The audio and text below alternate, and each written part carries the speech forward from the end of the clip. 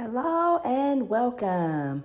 Today I am working on a 16 by 20 inch canvas from Michaels. I will be using pastel colors today in honor of Easter, so happy Easter to everyone who celebrates. I will be doing an open cup pour so I can give the colors a chance to blend and mix together. I'm going to stop talking now. I'll let you enjoy this video and talk to you again during the wet result.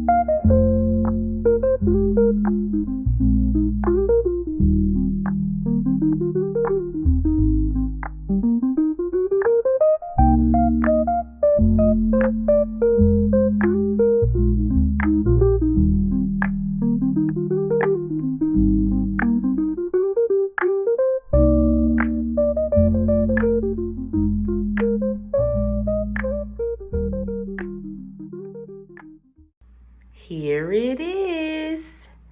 So as you can see, it's a little different than when I stopped recording from the initial pour, because there was a solid white line that went through the blue area there, and it was just too harsh for me and I couldn't stop focusing on it. So in stretching it out, some of the pink cells in this area got a little distorted, and then these cells over here, the jadeite mixed with the pink, the light rose actually, those just stretched a little, but I opened up some more cells here, and I will have to show you this painting outside in natural light because the colors are so light.